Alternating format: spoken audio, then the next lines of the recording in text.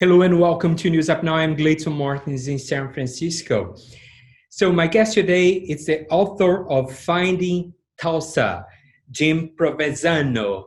I love the Italian last name. Thank you thank you so much for being with me here in the show. Thanks for having me. I appreciate it. So Finding Tulsa, it's a little bit of a comedy with a little bit of a touch of a drama when you tell the stories on this novel. How was it for you to write the book? It took about 20 years. I had other books that I was developing at the same time and put it aside and then would work on it some more. So it took a long time, but it's my biggest novel, not necessarily the longest, but biggest in terms of characters and story structure. So yeah, I was really glad to get it out. The small press I worked with back in January, Palm Drive Publishing, I said, do you think we should wait until after the election? This is before the pandemic and everything else and all the craziness. And he was like, no, let's plow through. Probably the worst decision I've made in publishing to publish a book this year, but hundreds of other authors are doing it too. So I wonder if there is have anything to do with your personal life, like when you wrote like the theater saved your life. Oh yeah, definitely. That is almost memoir. I changed a few things here and there, but I was in theater since I was a kid with my brother and my sister. My parents we were lucky. We had a very liberal arts upbringing in a very conservative Ohio town in the 70s, even the 60s, but they needed kids for shows. So we were always the first to step up. And I was in one show that had a lot of kids. There was a chorus, a children's chorus in a British comedy. And then they needed kids for Gypsy. And my brother and I signed right up. And I didn't play the young Tulsa. I changed that in the story. I was Yonkers, which is in Gypsy. If those who know the musical, they named the chorus boys after the city that they picked them up in, because they can't. Mama Rose could never remember their names.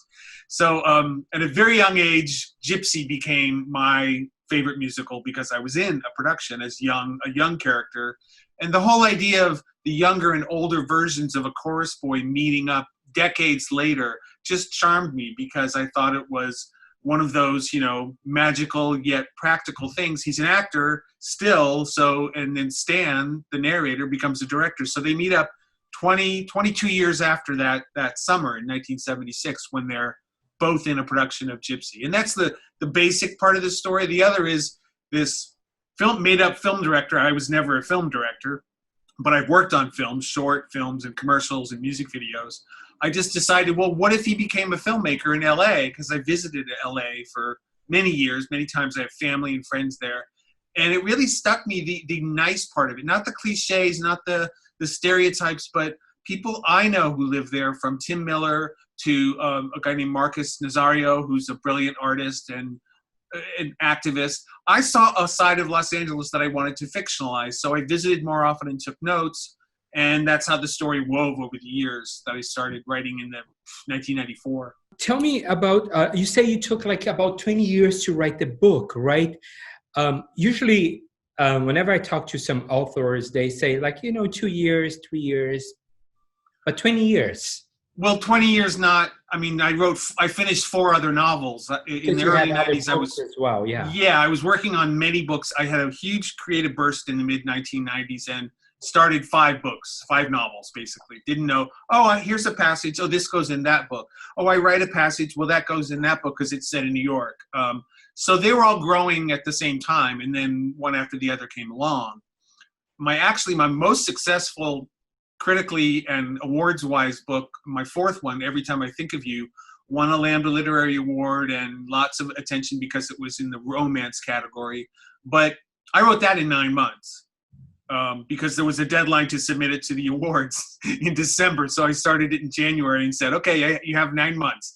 And I did. And it's still, to me, my least hard to write novel, but most inspired because it started from a dream and then I just went with it and didn't stop. But other books, I like to let them sit, specifically Finding Tulsa, because it needed perspective.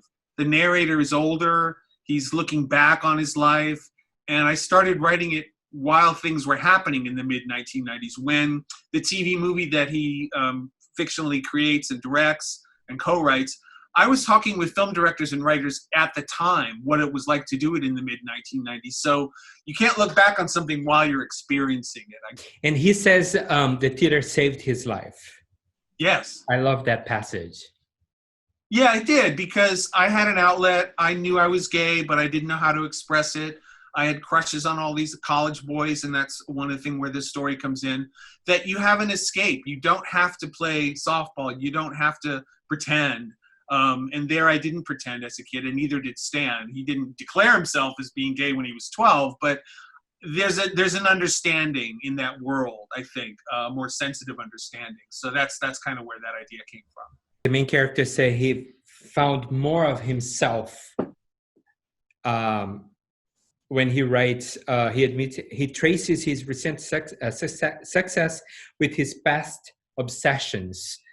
I guess the obsessions would be the find his spot behind the curtains on and also on the stage, or it has to be with sexual life. This is where they collide, and that's why I think this is my most interesting book. It's not, oh, the main character finds a guy, falls in love with him, there's interference, and then happily ever after. It's about what after the happily ever after. His main obsession is Rick Dacker, his action hero trilogy guy who dies, and he still haunts him because he was so wonderful and amazing and sexy and daring, and he's gone. Who can match up to him? I think in that time, a lot of my friends had partners who died, or friends or sexual partners who died, who were so brightly shining, who'd shone so brightly, and their loss was known by many, many people.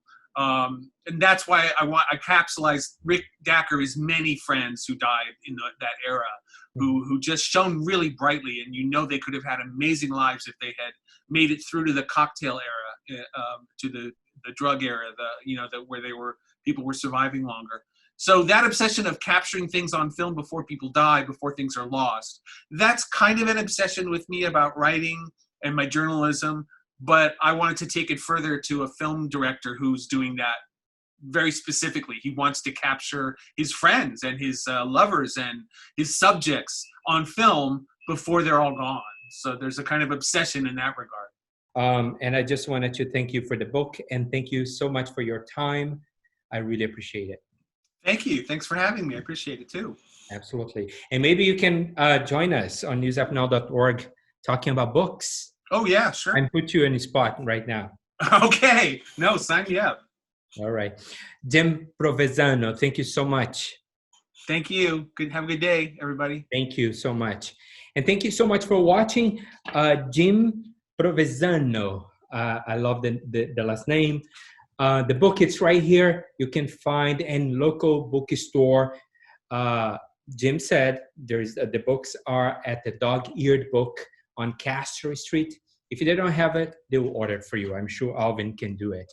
So thank you so much for watching. If you have any questions, suggestions, please let us know. Our email is tips@newsupnow.org. Thank you so much. Once again, be safe, and I'll see you next time.